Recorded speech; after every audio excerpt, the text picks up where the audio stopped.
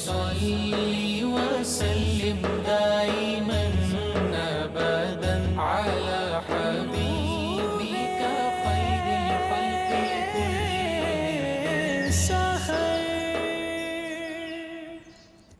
بسم اللہ الرحمن الرحیم. السلام علیکم ناظرین. پروگرام نور سحر کے ساتھ آپ کا میزبان نذیر احمد غازی حاضر ہے.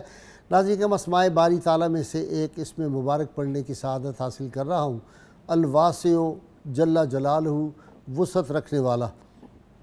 اس سے مراد وہ ذات مبارک ہے جس کی صفات حمیدہ کی کوئی حد نہیں، جس کی بادشاہت کی کوئی انتہا نہیں، اور نہ ہی اس کے احسان کی کوئی حد ہے. تمام مخلوقات اسی کے احاطے میں ہیں اور تمام معلومات اس کے علم کی وسعت میں ہیں. یہ اسم قرآن پاک میں صرف 9 بار آیا ہے. چنانچہ ایک مقام پر ارشاد باری تعالیٰ ہے، ان اللہ واسع علیم، بے شک اللہ تعالیٰ وسعت والا، جاننے والا ہے. ناظرین اکرام، آج کا ہمارا موضوع انتہائی اہمیت کا حامل ہے، چونکہ عید قربان پہ سب حضرات نے قربانی کرنی ہے جو ہر استطاعت مسلمان بالغ پر واجب ہے. قربانی کے احکام و مسائل ہمیں معلوم نہیں ہوتے، اور اس کی وجہ سے ہم بالکل نیت کے ساتھ قربانی تو دیتے ہیں، لیکن کسی عمل کی وجہ سے وہ قربانی ہماری جو ہے وہ نہیں ہوتی. تو اس لیے آج ہم نے یہ رکھا کہ سیدنا ابراہیم علیہ السلام اور سیدنا اسماعیل علیہ السلام جو تھے، ان کی حیات پاک جو تھی یا ان کی یاد میں یہ جو ہم ان کی سنت پہ عمل کرتے ہیں. سیدنا ابراہیم علیہ السلام نے صبر، شکر، توکل، اصرار، وفا کا جو تھا وہ ایک عملی نمونہ ان کی زندگی تھی. بڑے بڑے امتحانات سے گزرے، ہر حال میں اللہ کا شکر ادا کیا اور صبر کیا، اور توکل ایسا تھا کہ جبریل امین کہتے ہیں کہ میں جا کے آپ کو بچا لوں، تو وہ کہتے ہیں نہیں، میرا اللہ جانتا ہے، مجھے اسی پہ بھروسہ ہے. وہ آگ میں بھی کود جاتے ہیں، ان کو پرواہ نہیں ہوتی، وہ مسائل اور اتنے مصائب اور بادشاہوں سے ٹکر. لیکن اس کے بعد پھر سب سے بڑا امتحان کیا ہوتا ہے؟ کوئی انسان جو ہے وہ اپنی جان تو قربان کر دیتا ہے بعض اوقات کسی اپنی مقصد کی خاطر، لیکن اولاد کو قربان کرنا اور جوان اولاد کو، یہ بہت مشکل ہوتا ہے. یہ سیدنا ابراہیم علیہ السلام جو تھے، اللہ کے حکم کے تحت وہ اپنے بیٹے کو قربان کرنے کے لے کے جاتے ہیں، اور بیٹا بھی کمال کا ہے. وہ اپنے والد سے کہتا ہے کہ مجھے آپ صابروں میں پائیں گے، آپ میری آنکھیں جو ہیں ان پہ پٹی باندھ دیں، مجھے باندھ دیں. وہ ساری تفصیل میرے اسکالر حضرات بیان کریں گے، اور تیار ہو جاتے ہیں. تو اللہ تعالیٰ پھر ان کی قربانی کو قبول کرتا ہے اور ان کی جگہ پہ مینڈا بھیجتا ہے. جب ہم قربانی کرتے ہیں تو ہمیں ان چیزوں کا خیال رکھنا چاہیے. یہ آج ہم تفصیل سے اپنے جو اسکالر حضرات ہیں ان سے پوچھیں گے کہ جانور کیسا ہو، کس جانور کی قربانی جائز ہے، کس جانور کی قربانی نہیں ہو سکتی، کیا کیا نقائص جانور میں ہوں تو ان کی قربانی نہیں ہو سکتی. جانور کو جب آپ نے لے کے جانا ہے تو آپ کی چھری کس طرح کی ہونی چاہیے، جانور جو ہے اس کا منہ کس طرف ہونا چاہیے، اس کو کیسے باندھنا چاہیے، اس کی کھال کیسے اتارنی چاہیے، کون آدمی جو ہے وہ قربانی کر سکتا ہے، کون چھری چلا سکتا ہے، چھری چلاتے وقت اس نے کیا پڑھنا ہے، یہ کلمات سارے، اور پھر کیا چیزیں ہیں جو قربانی کا جانور ہے اس سے متعلق کون کون سی چیزیں ہیں جو آپ نہیں رکھ سکتے. ہمارے یہاں اکثر ہوتا ہے کہ لوگ کہتے ہیں اچھا قصاب کو کہہ دیتے ہیں یہ کھال آپ لے جائیں ساتھ، ہم آپ کو یہ سیری پائے بھی دے دیں گے، فلاں دے دیں گے، اور پیسوں کی بجائے آپ یہ چیز لے لیں اور قربانی کر دیں. تو یہ بعض چھوٹی چھوٹی چیزیں ہیں جن کی وجہ سے قربانی جو ہے. اسی طرح دیکھنا چاہیے کہ قربانی کس وقت کرنی چاہیے، عید پڑھنے سے پہلے، عید پڑھنے کے بعد کرنی چاہیے. عید پڑھنے کے لیے جاتے ہوئے ہم نے کون سے اعمال کرنے ہیں. تو آج اس پہ بات کرنے کے لیے قربانی کے احکام و مسائل یہ بہت اہم ہے. آپ سب ان چیزوں کو نوٹ کر لیں. بظاہر یہ دیکھنے میں بہت چھوٹی ہے لیکن اس کا بہت زیادہ نقصان ہو جاتا ہے.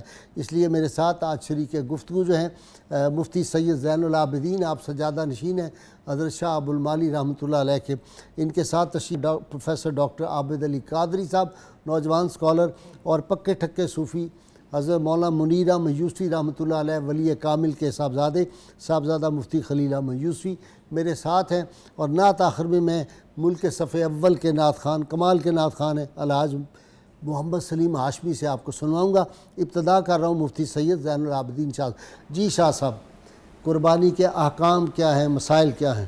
بسم اللہ الرحمن الرحیم، صلی اللہ تعالی علی النبی الامین وعلی آلہ واصحابہ اجمعین. غازی صاحب شکریہ آپ کا.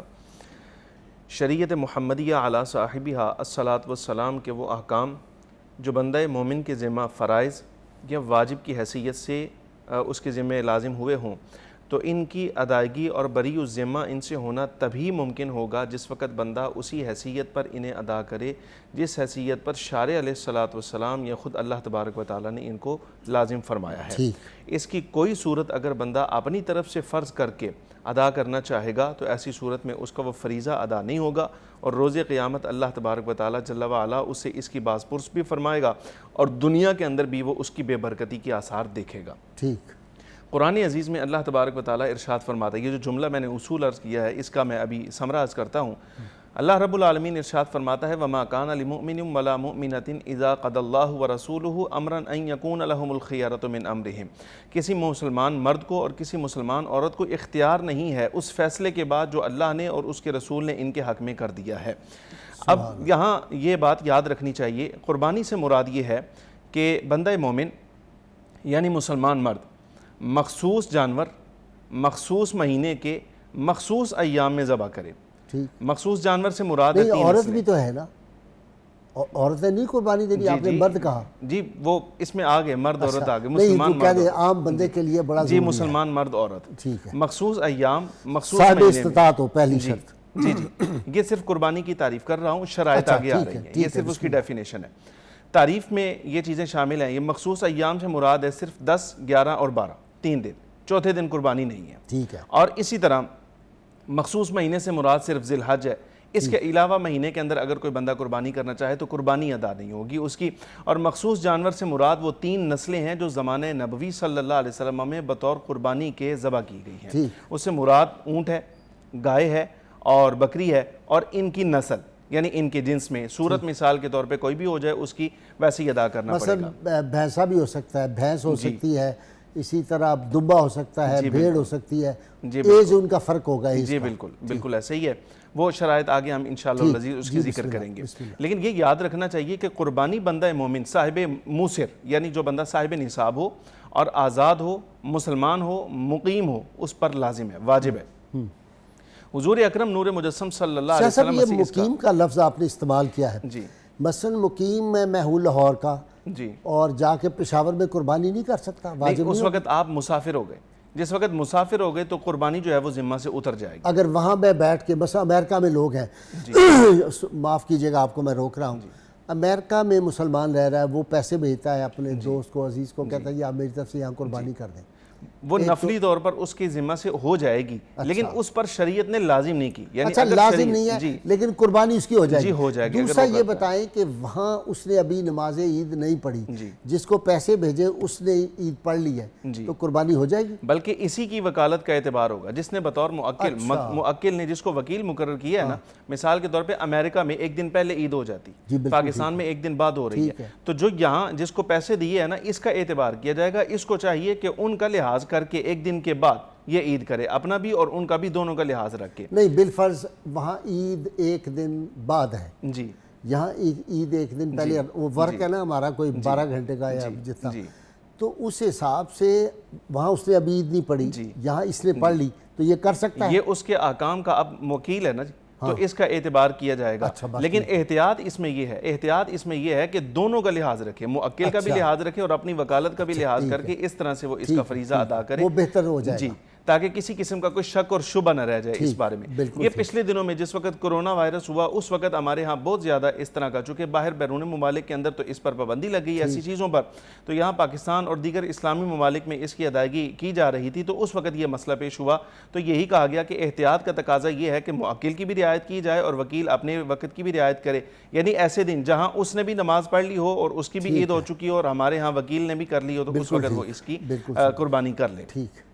لیکن اس کے وجوب سے بعض اوقات لوگ جو ہیں وہ اعتراض کرتے ہیں، یہ یاد رکھنا چاہیے، حضور اکرم نور مجسم صلی اللہ علیہ وسلم نے ارشاد فرمایا جو بندہ وسعت ہونے کے باوجود قربانی نہ کرے تو وہ ہماری عیدگاہ کے قریب بھی نہ آئے، داخل ہی لاؤ۔ جی، اور شریعت محمدیہ علیہ صاحبہ الصلاۃ والسلام کا یہ اصول ہے، جس کام پر وعید آ جائے تو اس کا مطلب یہ ہے کہ یہ بندہ مومن کے ذمہ واجب کی حیثیت رکھتا تھا، اگر واجب نہ ہوتا تو اس کے ترک پر وعید نہ آتی۔ فخر عالم صلی اللہ علیہ وسلم نے بلکہ ایک صحابی کو دیکھا تھا، آقا دو عالم صلی اللہ علیہ وسلم نے ابھی نماز سے فراغت نہیں ہوئی تھی کہ آپ نے محسوس کیا کہ کسی شخص نے قربانی کر لی ہے، تو فخر عالم صلی اللہ علیہ وسلم نے اسے حکم دیا کہ دوبارہ اس جانور کی جگہ اور جانور ذبح کرنا ہے۔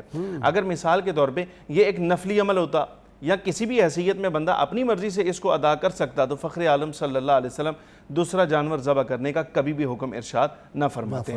ٹھیک۔ اب اس میں یہ چیز بھی رعایت رکھنی چاہیے کہ مسائل شرعیہ یعنی زکوٰۃ وغیرہ جس کو جو نصاب ہے اس کا وہی نصاب قربانی کا ہے، لیکن دونوں میں فرق یہ ہوگا زکوٰۃ کے نصاب میں حولان حول شرط ہوتا ہے، یعنی اگر بندے کے پاس تقریباً 80,000 روپے موجود ہے اور ایک سال اس پر گزر گیا تب اس پر زکوٰۃ لازم ہوگی۔ لیکن قربانی کا مسئلہ یہ ہے کہ اگر اس کے پاس یہ نصاب اس دن جس دن قربانی ہوئی ہے یعنی مثلا 10 ذی الحج کو اگر ہو گئی اسی دن بھی اگر اس کے پاس یہ نصاب آ گیا تو اس کو قربانی کرنا پڑے گی، اس کے اوپر سال ایک لمحہ پہلے آ گیا جی اس پر سال کا گزرنا شرط نہیں ہوگا۔ ٹھیک جی ڈاکٹر عابد صاحب آپ کی طرف آ جاتا ہے۔ بسم اللہ الرحمن الرحیم۔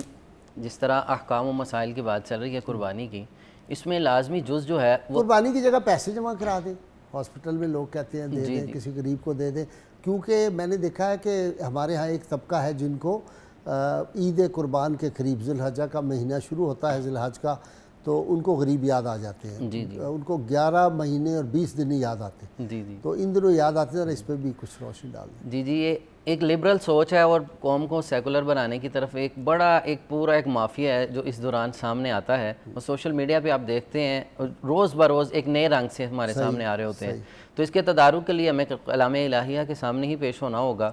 کیا قرآن مجید جو فرائض ہیں اس کا آلٹرنیٹ دیتا ہے؟ جو اللہ تبارک و تعالیٰ کی جانب سے شریعت میں چیزیں واجب اور فرض کر دی گئی ہیں، کیا اس کی جگہ دوسرا عمل کرنے سے وہ فرض مکمل ہو جائے گا یا ساقط ہوگا کہ نہیں؟ یا ایھا الذین آمنوا اطیعوا اللہ واطیعوا الرسول ولا تبطلوا اعمالکم، سورہ محمد میں فرمایا اللہ اور اس کے رسول کی اطاعت تم پہ لازم ہے اور اپنے اعمال کو باطل مت کیجیے۔ کیسے؟ جو اللہ کا حکم ہے اور رسول پاک صلی اللہ علیہ وسلم کی سنت مطہرہ ہمارے سامنے آتی ہے اس پہ عمل کریں گے، جزا اور ثواب کا معیار وہی ہے، جزا تو ادھر سے ملے گی، ثواب تو ادھر سے ملے گا۔ عند اللہ مقبول اور محبوب عمل نبی رحمت صلی اللہ علیہ وسلم کا ہی عمل ہے۔ صحابہ اکرام فرماتے ہیں کہ آقا کریم صلی اللہ علیہ وسلم کی محبوب سنت یہ ہے، اور حدیث پاک میں آتا ہے، حضرت ام المؤمنین روایت کرتی ہیں عائشہ صدیقہ کہ قربانی کے دن اللہ کے نزدیک سب سے محبوب عمل یہ ہے ابن آدم کا کہ جانور کو ذبح کرنا ہے، اور سب سے پیارا پیسہ وہ ہے جو قربانی میں خرچ کیا جائے۔ جی اب آپ دیکھیے اس کی جگہ اور بہت سی نیکیاں ہیں، اللہ کو کون سی پسند ہے؟ ہر چیز کا ایک وقت ہے، اللہ نے وقت مقرر کیا ہے، اس وقت میں اور بھی نیکیاں موجود تھیں، اور نعوذ باللہ یہ جملہ تھوڑا سا سخت ہو جائے گا، آپ زیادہ سیانے مت بنیں، آپ اپنی رائے نہ مسلط کریں، ہم تو شریعت کے تابع رہیں گے تو شریعت کی جانب سے ہمیں ثواب ملے گا۔ دو چیزیں جو قربانی کے حوالے سے کلام الہیہ نے جو فرمائی ہیں، ایک للہیت ہے، دوسرا ہے تقوی۔ قل ان صلاتی و نسکی و محیایا و مماتی للہ رب العالمین۔ یہ جو للہیت ہے تو للہیت میں بھی ہمیں یہی دیکھنا پڑتا ہے کہ آقا کریم صلی اللہ علیہ وسلم کی جو سنت مطہرہ ہے اس دن جو ہے وہ جانور کو ذبح کرنا ہے۔ صحابہ فرماتے ہیں آقا کریم صلی اللہ علیہ وسلم نماز ادا کی اور فوراً جو ہے آپ نے قربانی فرمائی۔ اب یہ جو سنت ہے ہمیں اس سنت پہ عمل کریں گے تو ثواب ملے گا۔ یہ اس میں اخلاص بھی اور تقوی دونوں چیزیں آئیں۔ آپ نے محبوب علیہ السلام کو اللہ تبارک و تعالیٰ نے فرمایا فصلی لربک وانحر، یہ حکم آ گیا، اللہ کے محبوب نے اس پہ عمل کیا اور ہمارے لیے وہ حجت بن گئی۔ ہمارے لیے تو ذات مصطفیٰ علیہ السلام حجت ہے۔ اگر کوئی شخص کہے جی آپ چیریٹی کر دیں اس کا زیادہ ثواب ہوگا، گوشت تو کوئی کھاتا نہیں ہے، گوشت تو لوگوں کو پسند نہیں ہے، آپ خود نہیں جو چیز پسند کرتے، اکثر لوگ کہتے ہیں میں تو خود گوشت پسند نہیں کرتا، کھاتا بھی نہیں ہوں، تو لہٰذا میں نے اس لیے نہ حصہ ڈالا ہے کہیں، نہ میں اس کا حصہ دار بناؤں، نہ ہی میں جانور لایا ہوں۔ اب دیکھو جانور لاؤں گا اس پہ اتنا پیسہ لگے گا، اس کی جگہ میں کسی بیٹی کا نکاح کروا دیتا ہوں، شادی کروا دیتا ہوں، جہیز میں دے دیتا ہوں۔ یہاں ایک بندہ بیمار ہے، اس کی جان بچانا زیادہ ضروری ہے یا ایک جانور ذبح کرنا؟ اس طرح کے سارے سوال آتے ہیں، تو ان کا جواب وہی ہوگا، ہم نے وہ عمل کرنا ہے جو اللہ کے رسول صلی اللہ علیہ وسلم نے ہمیں حکم دیا قرآن میں، اللہ نے ہمیں حکم عطا فرمایا۔ اور دوسری جگہ کیا وہ جانور جسے تم یہ سمجھ رہے ہو کہ یہ جانور بہت اہم ہے کہ آپ جانور نہ لائیں تو اس کی جگہ دوسری نیکی کر لیں وہ اہم ہو جائے گی؟ اللہ تبارک و تعالیٰ نے فرمایا لن ینال اللہ لحومها ولا دماؤها ولکن ینالہ التقوی منکم، اللہ کو تمہارے جانور کی تو ضرورت ہی نہیں ہے، تم جس جانور کو تنقید بنا رہے ہو یا جس جانور پہ تمہیں اعتراض آ رہا ہے، اللہ کو تو اس جانور کی ضرورت ہی نہیں تھی، وہ تو چاہتا ہی نہیں ہے تمہارے جانور، اس نے تو تمہاری قلبی کیفیت کو دیکھنا ہے۔ جس مشقت سے تم نے یہ جو مال کمایا ہے، اب اس میں سے نکال کے جب تم اللہ کی راہ میں دو گے، جو قلب کی کیفیت بدلے گی نا، یہ جو زیر و زبر ہوتی ہے قلب کی کیفیات اور قلب کی دنیا، اس پہ جو کیفیت ہے نا، اس پہ اجر ملتا ہے۔ ڈاکٹر عابد، آپ کہہ رہے ہیں کہ مثلا کمائی جو ہے ایک بڑا افسر ہے، وہ اپنے سبارڈینیٹس کو کہتا ہے بھی ہماری قربانی کے انتظام کر دینا، وہ جاتا ہے کسی کی اٹھا کے لے آتا ہے، بکرے اٹھا کے لے آتا ہے، رشوت کے پیسے لے آتا ہے، وہ لا کے اپنے افسر کو پیش کر دیتا ہے، تو قربانی تو ہو جائے گی نا؟ دیکھیں اس پہ قربانی کیسے ہوگی، ایک اسی سے ملتی جلتی ایک روایت ہے، آقا کریم صلی اللہ علیہ وسلم نے ارشاد فرمایا، اس شخص کی نماز کیسی نماز ہے جس کا مال بھی حرام ہے، جس کا لباس بھی حرام ہے، اس کی دعا قبول کیسے ہوگی؟ کعبے کے دروازے پہ کھڑا ہے۔ جی، تو اسی طرح قربانی آپ دیکھیں، کرپشن کا پیسہ ہو، رشوت کا پیسہ ہو تو نہیں ہوگی اور قربانی، نہیں ہوگی، کیسے ہوگی؟ وہ حرام کا پیسہ ہے اور حلال عمل کیسے کر رہا ہے؟ ایک بزرگ نے اس کا بڑا سخت جواب دیا کہ ہے بڑا زبردست، انہوں نے کہا پیشاب بھی پانی کی طرح ہی ہے نا، اس سے وضو کر کے نماز ہو جائے گی، تو پھر حرام کے پیسے سے بھی قربانی ہو جائے گی۔ جی مفتی صاحب آپ کی طرف آتا ہوں۔ علی رسول اللہ، بڑا خوبصورت موضوع ہے آج کا۔ جی، قربانی ساری امتوں میں رواج اس کا رواج رہا ہے، پہلے انبیاء میں۔ جی، لیکن پہلے امتوں کی قربانی میں اور امت محمدیہ صلی اللہ تعالیٰ علیہ وسلم کی قربانی میں اللہ تعالیٰ نے زمین آسمان کا فرق رکھا۔ اچھا، سبحان اللہ۔ پہلی امتیں اپنی قربانی کرتی تھی، وہ اوپر پہاڑ پہ جا کے رکھ کے آتی، پھر انتظار کرتی، آگ آئے، اس کو جلائے، تو پھر قربانی کے جلنے کے بعد وہ جا کے دیکھتے تھے کس کس کی جل گئی ہوئی ہے، اچھا، پھر قربانی قبول ہوتی تھی۔ اگر آج کے دور میں ہوتا یہ کام تو کوئی بھی اللہ نہ نے بڑا کرتا۔ پردہ رکھا ہے، جتنے رشوت کے مال سے قربانیاں تھی وہ ایز اٹ از پڑی ہونی تھی۔ جی، ایسے پردہ بھی ڈال دیا، اور امت محمدی صلی اللہ تعالیٰ علیہ وسلم کے لیے اللہ نے شفقت کے دروازے ساری کھول دی۔ واہ، فرمایا قربانی کے جانور کو زمین پہ لٹا دو، بالکل زمین کے ساتھ ہے، اس کے گلے پہ چھری چلاؤ، پہلا قطرہ زمین پر پہنچنے سے پہلے اللہ قربانی قبول فرما لے، سبحان کسی آگ کے انتظار کی ضرورت نہیں۔ سبحان اللہ۔ اور قبلہ حضور صلی اللہ تعالیٰ علیہ وسلم نے حج میں 100 میں سے 67 اونٹ ذبح فرمائے۔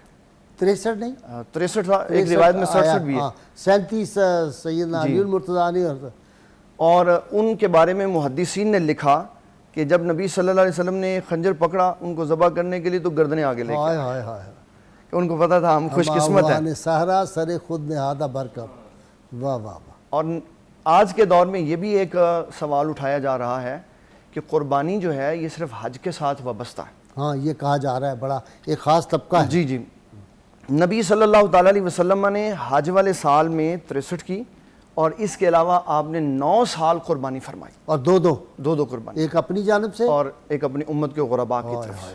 ہائے، اور یہ بھی حضور صلی اللہ تعالیٰ علیہ وسلم کا کرم ہے کہ آپ نے غریبوں کو ہر مقام کے اوپر یاد رکھا۔ اور حضرت علی رضی اللہ تعالیٰ نے فرماتے ہیں، پیارے آقا کریم صلی اللہ تعالیٰ علیہ وسلم نے مجھے حکم فرمایا کہ آپ نے ہر سال میری طرف سے قربانی کرنی ہے۔ یہ ان لوگوں کو جواب ہے جو کہتے ہیں اپنی قربانی کے علاوہ کسی کی نہیں ہوتی، بلکہ فوجدہ کی نہیں ہوتی۔ تو حضرت علی المرتضیٰ رضی اللہ تعالیٰ نے ساری زندگی حضور پاک صلی اللہ علیہ وسلم کی طرف سے کرتے رہے، اور اسلاف کا بھی اور آج تک نیک لوگوں کا بھی یہی طریقہ کر رہا ہے۔ میں کہتا ہوں جی، میں آپ کو عرض کر دیتا ہوں، کروڑوں لوگ ہیں جو آج بھی رسول اللہ صلی اللہ علیہ وسلم کے لیے قربانی کرتے ہیں۔ بالکل ایسے حضور صلی اللہ تعالیٰ علیہ وسلم کی حدیث مبارک ہے، صحابہ اکرام نے رضوان اللہ تعالیٰ علیہ مجمعین نے پوچھا حضور صلی اللہ علیہ وسلم سے قربانی کیا ہے؟ تو فرمایا سنت ابیکم ابراہیم، تمہارے باپ ابراہیم علیہ السلام کی سنت۔ اور آپ صلی اللہ علیہ وسلم نے یہ جو فرمایا تمہارے باپ، اس میں بڑی اپنائیت تھی، حالانکہ تھے حضور پاک کے، اور آپ بحیثیت امت کے باپ، جب آپ کے وہ والد ہوئے تو ساری امت کے باپ۔ تو صحابہ نے کہا حضور اس کے علاوہ ہمارے لیے کیا؟ فرمایا ہر بال کے اوپر اللہ تعالیٰ نے تمہارے لیے نیکی رکھی ہوئی ہے۔ پھر ایک صحابی عرض کرنے لگے حضور بعض میں بال نہیں ہوتے، بعض میں اون ہوتی ہے، تو فرمایا اون کے ہر ریشے کے اوپر اللہ تعالیٰ نے تمہارے لیے نیکی رکھی۔ سبحان اللہ، سبحان۔ اور پھر نبی صلی اللہ تعالیٰ علیہ وسلم نے اس میں دروازہ کھول دیا نیکوں کے لیے، مردوں اور خواتین دونوں کے لیے، تاکہ خواتین یہ نہ کہیں کہ قربانی میں ہمیں پیچھے کر دیا، کہ عورت بھی اپنی قربانی کر سکتی ہے، خود اس کے گلے پہ چھری چلا سکتی ہے، ایک شرط کے ساتھ۔ یہ شاہ صاحب دیکھیں، یہ جو مسئلہ کہہ رہے ہیں ذرا غور کریں کہ عورت کر سکتی ہے ذبح؟ میرے تو علم میں ہے کہ نہیں کر سکتی ہے. کر سکتی ہے, اس کو اجازت ہے, لیکن پاس کھڑے ہونا اس کا مستحب ہے. چھری اگرچہ اس کی طرف سے کوئی اور چلائے یہ زیادہ بہتر ہے, اس لیے کہ حضور فخر عالم نور مجسم صلی اللہ علیہ وسلم نے حضرت اماں جی سیدہ فاطمۃ الزہرا رضی اللہ تعالیٰ عنہ سے فرمایا تھا, فرمایا کہ اپنی قربانی کے پاس رہنا, اس لیے کہ اس کا پہلا قطرہ زمین پر گرے گا تو وہ اللہ تبارک و تعالیٰ کی طرف سے تمہارے لیے مقبول ہو جائے گا. لیکن امہات المومنین میں سے کسی نے قربانی کی نہیں, کوئی مجھے تو نہیں روایت. نہیں, اپنے ہاتھ سے ذبح کرنے کا نہیں ملتا, لیکن آقا دو عالم صلی اللہ علیہ وسلم نے ان کی طرف سے بھی قربانی فرمائی. نہیں وہ ٹھیک ہے, یہ فرما رہے مفتی صاحب کہ ذبح کر سکتی ہے عورت, میں اس پہ کہہ رہا ہوں. اچھا, ابو موسیٰ اشعری رضی اللہ تعالیٰ عنہ کی روایت موجود ہے, آپ اپنی بیٹیوں کو بلا کے ان کو خود چھری پکڑاتے تھے کہ اپنے جانوروں کے گلوں پہ چھری چلاؤ. اس میں ایک شرط کی میں گزارش کرنا چاہ رہا تھا کہ اس کی رعایت رکھنی پڑے گی کہ غیر محرم نہ کھڑے ہوں. اچھا, پردہ واجب ہے, قربانی دوسرے درجے کا واجب ہے. قصاب پاس ہوتا ہے باندھے ہوئے پکڑے ہوئے جنہوں نے. اگر اپنے افراد موجود ہو تو پھر ان کے گلے پہ چھری بھی چلائی جا سکتی ہے اور سارا یہ سلسلہ کیا جا سکتا ہے. بہت اچھا کیا آپ نے. یہ ایسا مسئلہ تھا جو کبھی ڈسکس ہی نہیں ہوا. جی حضور صلی اللہ تعالیٰ علیہ وسلم نے پھر ایک ترتیب بھی بتائی. ام المومنین سیدہ عائشہ صدیقہ اس حدیث کی راویہ ہیں. آپ فرماتی ہیں نبی صلی اللہ تعالیٰ علیہ وسلم نے فرمایا کہ جانور کو لٹانے کے بعد اوزار جو ہیں وہ تیز نہیں کرو, پہلے سے تیاری کر کے رکھو, اس کو پکڑ لو. اور قصاب کی جو اس میں مسلسل غلطیاں ہیں وہ نشاندہی ضروری ہے. ایک تو جب وہ ذبح کرتے ہیں پھر چھری حرام مغز تک مار دیتے ہیں تاکہ جانور جلدی ٹھنڈا ہو جائے, یہ نہیں کرنا چاہیے. پھر گائے ذبح کرتے ہیں تو ابھی وہ ٹھنڈا نہیں ہوا ہوتا تو اس کی کھال اتارنی شروع کر دیتے, پائے کاٹ دیتے ہیں, آسانی ہوتی ہے, وقت کا بچاؤ کرتے ہیں وہ. تو اس میں جانور کو تکلیف ہے اور یہ سارے مکروہ کام ہے. اونٹ کو نہر کرتے ہوئے پہلے گلے میں خنجر مار دیا, پھر اس کے بعد 3 علیحدہ کٹ لگائے, یہ سارے مکروہات ہیں, اس سے بچنا چاہیے, اس سے جانور کو تکلیف ہوتی ہے. صرف بس ایک دفعہ مارنا چاہیے, ایک دفعہ مار دے اور سینے اور حلق کے آخر میں وہاں سے وہ نہر ہو جاتا ہے, اور یہی شریعت. اور اس میں جو فقہائے کرام نے بات بتائی ہے کہ جو بندہ جس ہاتھ کو استعمال کرتا اس میں اس نے اونٹ کا وہ والا گھٹنا باندھا ہو. اگر دائیں طرف سے اس کو ذبح کرنا ہے تو دائیں طرف والا باندھا ہو, اگر بائیں طرف کھڑے ہو کرنا بائیں طرف والا باندھا ہو. اگر ایسا نہیں کرے گا تو جب وہ اپنا ہاتھ مارے گا نا تو قصائی کا سر پھٹ جائے گا. بالکل صحیح, اس لیے مر جائے گا. جی بالکل ایسا مناسب ہے کہ اس میں احتیاط بہت زیادہ ضروری ہے. تو رسول اکرم شفیع معظم صلی اللہ تعالیٰ علیہ وسلم, آپ کی میں نے جتنی حدیث پڑھی مجھے کہیں نہیں نظر آیا کہ آپ جب جانور کو لٹا دیتے تھے تو وہ اٹھ جاتا تھا, وہ لیٹا ہی رہتا تھا. نہیں, وہ تو خود چل چل کے 100 جو اونٹ ہے وہ چل چل کے خود آ رہا ہے, اپنی گردنیں پیش کر رہا ہے. یہ میں اس لیے بتا رہا ہوں کہ ہمارے قربانی کرنے میں اور آپ صلی اللہ علیہ وسلم کی قربانی کرنے میں فرق تھا. ہم قربانی کریں تو تعلیمات یہ ہیں کہ اس کے بازو کے اوپر اپنا گھٹنا رکھ دو تاکہ وہ دبایا جائے, پھر اس کے گلے پہ چھری چلاؤ, اور جب ذبح کرے اس وقت اس کا منہ جو ہے وہ کعبۃ اللہ کی طرف ہونا چاہیے. صحیح ہے, یہ احتیاطی ہیں, یہ ضروریات. بائیں طرف لٹائیں جی اسی طرح اس کو لٹائیں. بائیں پہن اور جو حضور صلی اللہ تعالیٰ علیہ وسلم نے فرمایا کہ اس کو دبا کے رکھے, اس کی گردن پکڑ کے. اچھا, یہ پاؤں جو رکھتے ہیں یہ بھی جائز نہیں ہے, گھٹنا رکھنا چاہیے. وہی میں کہہ رہا ہوں, پاؤں نہیں جائز. جی گھٹنا کھڑے ہو کے کرتے ہیں, ہاں جی, اور وہ کھڑے ہو کے اپنا پاؤں رکھا ہوتا ہے دبا کے, وہ بھی غلط ہے. اس پہ فقہائے کرام نے ایک بڑا انتہائی درجے کا مسئلہ بیان کیا کہ بعض لوگ چمڑا بچانے کے لیے بہت اوپر سے ذبح کر دیتے ہیں جس سے صحیح رگیں نہیں کٹتی. ٹھیک ہے, تو درمیان سے کاٹنا چاہیے جہاں گلے کی ہڈی شروع ہوتی. خوراک والی کاٹنی ہے, سانس والی کاٹنی ہے, اور 2 جس میں خون آتا اور جاتا ہے, 4 بس کاٹنی ہے. آگے تک حرام مغز اور نہیں, وہاں پہ نہیں جانا چاہیے, اس سے جانور کو تکلیف ہوتی. اور پھر اسلام نے کہا کہ ان کا خون جو ہے اس ڈرین میں نہیں بہانا چاہیے جس میں غلاظت جاتی ہے. یہ جانور کیونکہ متبرک ہے تو اس کے خون کی بھی اہمیت کو سمجھنا چاہیے. بہت اچھی بات آپ اس کو ڈرین میں سارے ہی اس میں بہاتے ہیں, بلکہ وہ گٹر کے اوپر لے جاتے ہیں ذبح کرتے ہوئے, وہ تو اور غلط ہے. اور غلط. اس کے لیے فقہائے کرام نے طریقہ کار بنایا کہ مٹی تھوڑی سی کھود کے اس کو باہر کر کے اس کے اندر, یا اس کو حفاظتاً اٹھا کے کسی صاف جگہ پہ, کچی جگہ پہ ڈال, تاکہ اس کی وجہ سے خرابی نہ ہو. اور کچی جگہ پہ اس کو تکلیف بھی کم ہوتی ہے. یہ جو پکے فرش پہ اوپر گراتے ہیں نا جانور, آدھی تو اس کی جان اس وقت نکال دیتے ہیں. حضور اکرم شفیع معظم صلی اللہ تعالیٰ علیہ وسلم نے اس کے ساتھ ساتھ جو قربانی کی مزید مثال بتائے اس کی کھال اتارنے کے معاملے میں, وہ جب بالکل ٹھنڈا ہو جائے پھر اتارنی شروع کریں. اور ہمارے ہاں جو کھال اتارتے ہیں تو اس میں ساتھ ساتھ گوشت بھی لگا ہوتا, یہ وقت کے بچاؤ کے لیے ایسا کرتے ہیں, وگرنہ گوشت کو علیحدہ کریں اور کھال کو علیحدہ کریں. اور پھر بعض لوگ ہمارے ہاں یہ پوچھتے ہیں کہ اجری کھانی بکرے کی جائز ہے کہ نہیں. تو اس میں علماء کی 2 رائیں, اور جس مسئلے میں علماء کی 2 رائیں ہوں, ایک تقوی والی ہوتی ہے, ایک مسئلہ والی ہوتی ہے. اگر آپ متقی ہیں تو تقوی والے پہ عمل کر لیں, اور اگر آپ متقی نہیں ہیں تو آپ کے لیے جائز ہے دوسرے کے اوپر عمل کرنا۔ جی شاہ جی ذرا یہ بھی بتا دیں، دیکھیں نا ان پہ وہ گھنگرو لگائے ہوتے ہیں، سجاوٹ ہوتی ہے وغیرہ وغیرہ، یہ بھی، اور پھر غیر مسلم سے ذبیحہ نہیں کرانا چاہیے۔ میں آپ کے جواب سے، آپ کے سوال کے جواب سے پہلے مفتی صاحب نے جو ایک دو باتیں کی ہیں اس پر کچھ اضافہ ضرور کروں گا۔ جی ضرور۔ یہ جو بات مفتی صاحب نے ارشاد فرمائی نا کہ جی جانور ذبح کرتے ہوئے حرام مغز میں مارنا یا اس کا منکا توڑ دینا، یہ بالکل ناجائز ہے۔ اور جس طرح مثال کے طور پہ صرف ایک علت مفتی صاحب نے ذکر کی ہے کہ اس سے یہ ہوگا کہ جانور کو تکلیف ہوگی، دوسرا اس کا جو نقصان ہے وہ بظاہر طور پر ظاہر ہوگا، وہ یہ کہ جس وقت آپ نے جانور کو اس کے از خود ٹھنڈا ہونے سے پہلے ٹھنڈا کر دیا، یعنی بالکل اس نے آپ نے اس کو جام کر دیا، اب اس کا نقصان یہ ہوا کہ اس کے پورے جسم کے اندر جتنا دم مسفوح تھا وہ جم گیا، وہ نکلا نہیں، اور اس کا اثر ظاہر ہوگا گوشت پر۔ اب وہ کھانے والے سارے یہ جو بعد میں ذکر کرتے ہیں نا کہ یہ گوشت وزنی ہوتا ہے، یہ ایسا ہے، یہ ویسا ہے، اس سے ہم بیمار ہو جاتے ہیں، اس کا سبب یہ ہے کہ آپ نے قصاب سے ذبح کرتے ہوئے وہ احتیاط جو ہے وہ نہیں کی جو کروانی چاہیے تھی، پورا خون نکلنا چاہیے۔ جی بالکل، اس کے لیے جانور کی کم از کم ایک ٹانگ ضرور کھلی ہونی چاہیے تاکہ وہ جس وقت حرکت کرے گا تو جسم کے اندر جتنا خون ہے وہ سارا کا سارا خود بخود اس کی اپنی حرکت سے باہر آئے گا۔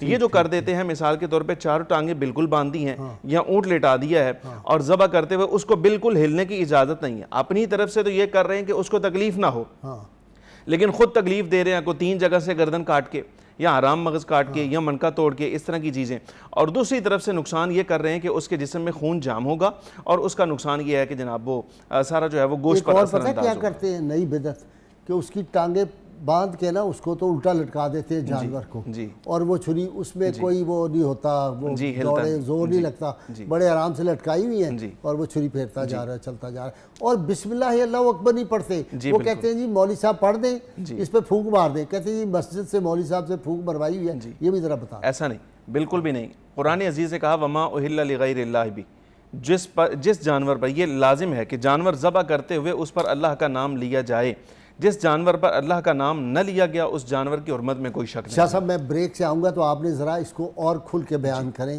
کہ جو ذبح کر رہا ہے وہ کیا کلمات کہے گا، پاس والے کا اثر نہیں ہوگا۔ جی ناظرین کرام، بہت مختصر وقفہ لیکن بڑے اہم مسائل ہیں، ہمارے ساتھ رہیے گا۔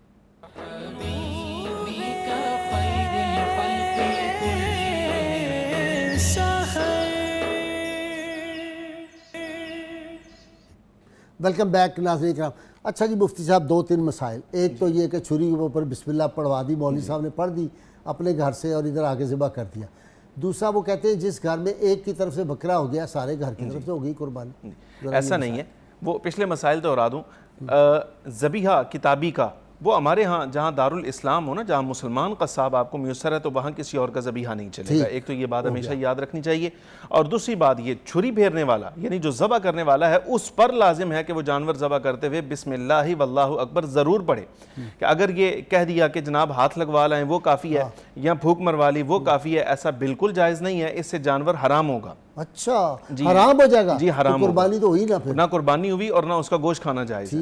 اور اسی طرح بلکہ فقہا اصول ذکر کرتے ہیں کہ ہماری زندگی کے اندر کچھ معاملات ہمارے ایسے ہیں وہاں اتنی آواز سے آپ کو کلام کرنا ہے کہ خود آپ کم از کم سن سکیں، اس میں ہے تکبیر تحریمہ کہتے ہوئے جب نماز پڑھتے ہیں، اگر کوئی بندہ طلاق دے رہا ہے طلاق کے الفاظ زبان سے اتنے ادا ہونے چاہیے کہ اس کو خود سنائی دے، اسی طرح جو نماز میں قرات کرنے والا ہے کم از کم اس کو خود سنائی دینا چاہیے، اور انہی میں سے ایک یہ ہے کہ جانور ذبح کرنے والا اتنی آواز میں تکبیر کہے کہ کم از کم اس کو خود سنائی دے سکے۔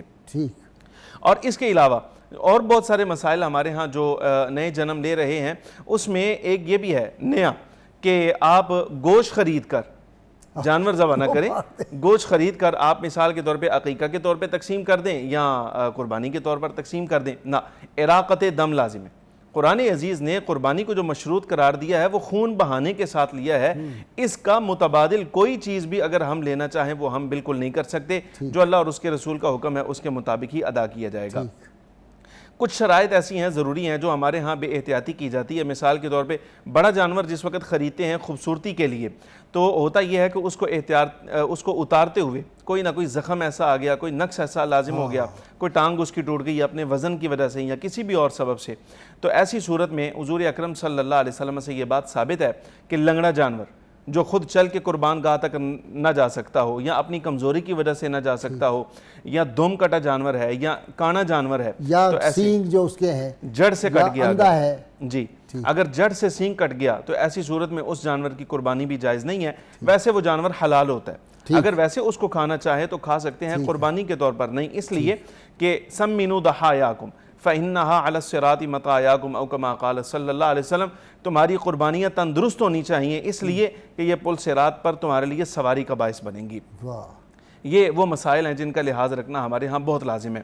اور ایک چیز یہ بھی ضرور عرض کروں گا، بکرا بکری، وہ جو ایک سوال آپ نے فرمایا تھا کہ گھر کے ایک فرد کی طرف سے اگر کر دیا جائے تو سب گھر والوں کی طرف سے ہو گیا، ایسا نہیں ہے، بلکہ اس کو مشروط کیا گیا. یہ ابتدائی اسلام کی بات ہے. جس وقت غربت تھی تو فخر عالم نور مجسم صلی اللہ علیہ وسلم نے اس وقت یہ حکم ارشاد فرمایا تھا کہ ایک شخص کی طرف سے بھی اہل خانہ کی طرف سے قربانی ہو جائے گی، یعنی اگر ایک کرے گا. لیکن جس وقت اسلام پھیلا، سرحدیں وسیع ہوئیں، مال دولت اللہ تبارک و تعالیٰ نے عطا فرمایا، تو اب حضور اکرم صلی اللہ علیہ وسلم نے پہلے حکم کو منسوخ کر دیا. اچھا، ایسا نہیں ہے کہ اب بھی وہ چلے گا، اب وہ حکم منسوخ ہے.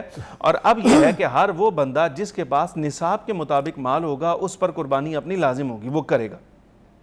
اور بہت سارے لوگ ایسے ہیں جو اپنی فرض قربانی کے ساتھ ساتھ حضور اکرم صلی اللہ علیہ وسلم کی امت کی طرف سے بھی کرتے ہیں، غرباء کی طرف سے کرتے ہیں، ائمہ کرام کی طرف سے کرتے ہیں، اصحاب کی طرف سے کرتے ہیں، اہل بیت کی طرف سے کرتے ہیں، انبیاء کرام علیہ السلام کی طرف سے کرتے ہیں، اپنے مرحومین کی طرف سے کرتے ہیں.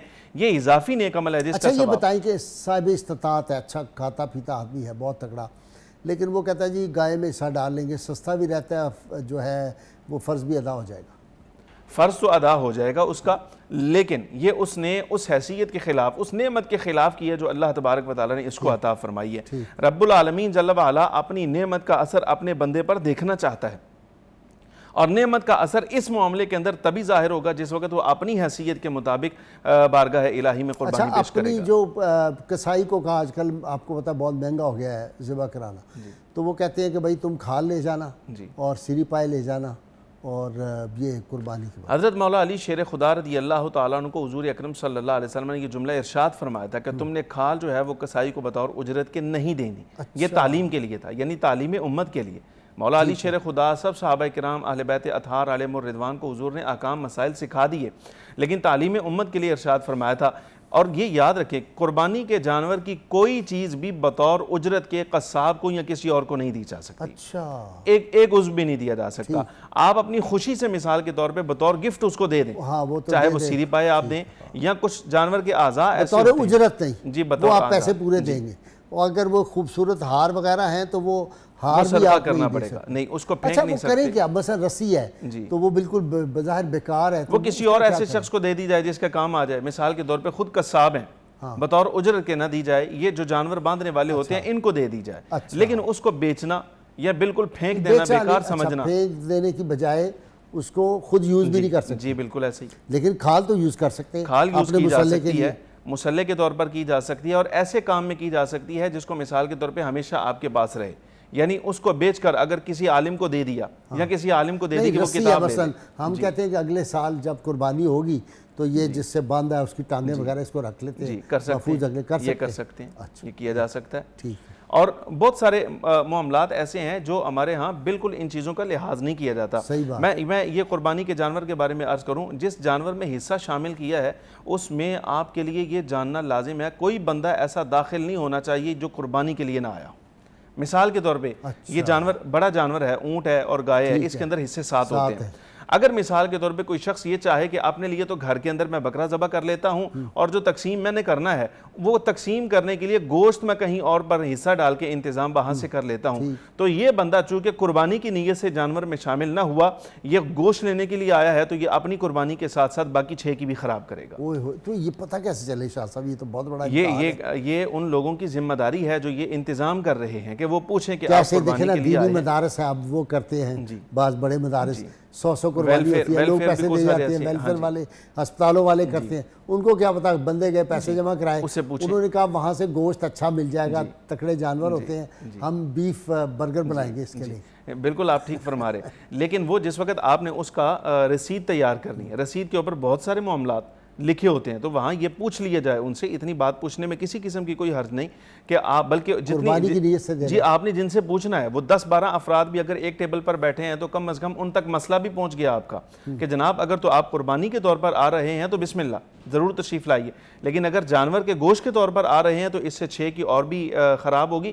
آپ اس میں نیت کریں کہ میں یہ بھی قربانی کے طور پر, اس کا یہ ہوگا قربانی بھی آپ کی ہو جائے گی نفلی طور پر اور ساتھ گوشت بھی آپ کو مل جائے گا جو آپ کی نیت ہے. جی اور بتائیں جی کیا احتیاطیں ہمیں کرنی چاہیے؟ اس میں احکام شاہ صاحب نے آج بہت چیزیں ایکسپلین کر دی, مفتی صاحب نے. قبلہ شاہ صاحب نے احکام تقریباً سارے بیان کر دیے ہیں, اور احکام کے ساتھ ساتھ ہمیں اذکار بھی ذکر کرنے ہیں. ایام تشریق میں جو تسبیحات ہیں اس کا ضرور اہتمام کرنا چاہیے. دوسرا یہ کہ صبح ناشتہ بڑا ٹکا کے کرتے ہیں, کہتے ہیں عید پڑھنے کے لیے جا رہے ہیں پہلے ٹکا کے ناشتہ کر رہے ہیں, اور وہ بھی میرا خیال ہے نہیں کرنا چاہیے. اور ایک اور مسئلہ ساتھ ہے کہ اس دن روزہ بھی رکھ لیتے ہیں اکثر لوگ کہ ہمارا روزہ ہے, ہم نے اپنے ہی جانور قربان کریں گے تو اس کا جو بنے گا اسی سے افطار کریں گے. یہ تو بالکل جائز نہ ہوگا, جی بالکل حرام ہے. اس دن روزہ رکھنا باقاعدہ طور پہ منع کیا گیا ہے. اور اس سے پہلے روزوں کی جو حج پہ ہیں وہ تو حج والے دن بھی روزہ نہیں رکھ سکتے, ہم رکھ سکتے ہیں, ہم رکھیں گے 9 ذی الحج کو ہم روزہ رکھ سکتے ہیں. جی اس کی فضیلت بہت زیادہ ہے. حجاج کے علاوہ جو روزہ رکھیں گے اس کی بہت زیادہ فضیلت بیان کی گئی ہے. اور ایام تشریق میں اذکار کی طرف بھی آنا چاہیے. 4 دن جی اللہ اکبر 5 دن, ایک دن پہلے عید سے ایک دن پہلے اور ایک دن بعد تک, یعنی کہ 9, 10, 11, 12 اور 13 تک. اللہ اکبر لا الہ الا اللہ واللہ اکبر اللہ اکبر وللہ الحمد. اس میں ایک بڑا راز ہے جو اسلاف نے بیان کیا. یہ ایام تشریق میں تسبیحات کا بار بار کیوں کہا گیا؟ اس وجہ سے کہ کھانا پینا بھی ٹھیک ہے, عید کھانے پینے کے لیے ہے اس لیے روزہ منع کر دیا گیا, لیکن کہیں یہ نہ ہو کہ ہم عید کی ایکٹیویٹیز میں اتنے مگن ہو جائیں, اتنے منہمک ہو جائیں کہ یاد الہیہ سے غافل ہو جائیں. ہمارے قلوب جو پچھلے 10 دن جو ایک خاص عبادت میں گزرے تھے اور عید کے دنوں میں کھانے پینے میں اتنے مشغول نہ ہو جائیں کہ ہم نماز میں تاخیر کرنے لگے, ہماری جماعت قضا ہونے لگے, نماز قضا ہونے لگے, تو اذکار چھوٹنے لگیں, جو روز کے وظائف ہیں وہی اس میں کمی نہ آنے لگے. اچھا ایک ذرا بات, تکبیرات چلیں گی 5 دن اور قربانی ہوگی 10, 11, 12 کی شام سے پہلے. اچھا یہ بھی بتائیں کہ شام کو قربانی کی جا سکتی ہے؟ دیکھیں دن کو کساب نہیں ملتے تو وہ شام فقہا نے منع کیا تھا, لیکن اس کی علت ساتھ یہ بیان کی چونکہ جانور کی 4 رگیں کٹنا لازم ہے. اگر 4 نہیں تو کم از کم 3 تو ضروری لازم ہے. ٹھیک. اور رات کے وقت میں اگر کوئی بندہ ذبح کرے تو اس میں اندیشہ ہے کہ شاید ہو سکتا ہے رگیں کٹی یا نہیں کٹی, اس علت کی وجہ سے منع کیا تھا. لیکن اگر انتظام کر دیا جائے, جی اگر انتظام کر دیا جائے کہ اس میں یہ اندیشہ بھی جاتا رہے تو رات کے وقت قربانی کرنے میں کوئی مذائقہ نہیں ہوگا. لیکن تیسرے دن کے بارے میں جو کہا جاتا ہے کہ 12 بجے تک قربانی ہے, ایسا نہیں ہے. تیسرے دن کی مغرب سے پہلے تک قربانی کی جا سکتی ہے, گوشت چاہے جب بھی اس کا بنا لیا جائے. ناظرین کرام بہت مختصر وقفہ, یہ ہماری گفتگو جاری رہے گی, ہمارے ساتھ رہیے.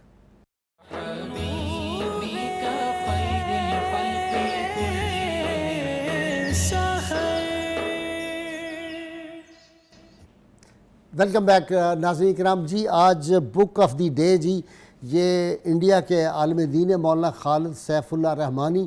بڑی کمال کی انہوں نے کتاب لکھی ہے, پیام سیرت عصر حاضر کے پس منظر میں حضور صلی اللہ علیہ وسلم کی سیرت پاک کے واقعات اور آج کے دور میں ان سے ہمیں کیا سبق ملتا ہے, اور اس سورت پاک سے ہمارے کون کون سے عالمی مسائل جو ہے وہ حل ہوتے ہیں. بڑی زبردست کتاب انہوں نے لکھی ہے, نوجوان نسل کو یہ ضرور پڑھنی چاہیے, اسکالر حضرات کو بھی.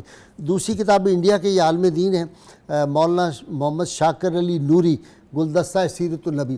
اس میں انہوں نے رحمت کونین صلی اللہ علیہ وسلم کی سواریاں, آپ کے استعمال کی چیزیں, آپ کو کون کون چیزیں پسند تھیں, اور آپ صلی اللہ علیہ وسلم کے معجزات, اور یہ بڑا خوبصورت انداز میں انہوں نے وہ سارے واقعات لکھے ہیں. یہ دونوں کتابیں صبح نور پبلیکیشن اردو بازار نے چھاپی ہیں. یہ کتابیں ضرور ہماری نوجوان نسل کو اور اسکالرز رات کو بھی پڑھنی چاہیے. انڈیا کے بعض عالم بڑی محنت کر رہے ہیں الحمدللہ. ناظرین کرام اقوال حکمت ہیں جی. سید علی مرتضیٰ شیر خدا فرماتے ہیں, بارش کا قطرہ سیپ اور سانپ دونوں کے منہ میں گرتا ہے, سیپ اسے موتی بنا دیتی ہے اور سانپ اسے زہر. جس کا جیسا ظرف ویسی اس کی تخلیق ہوتی ہے.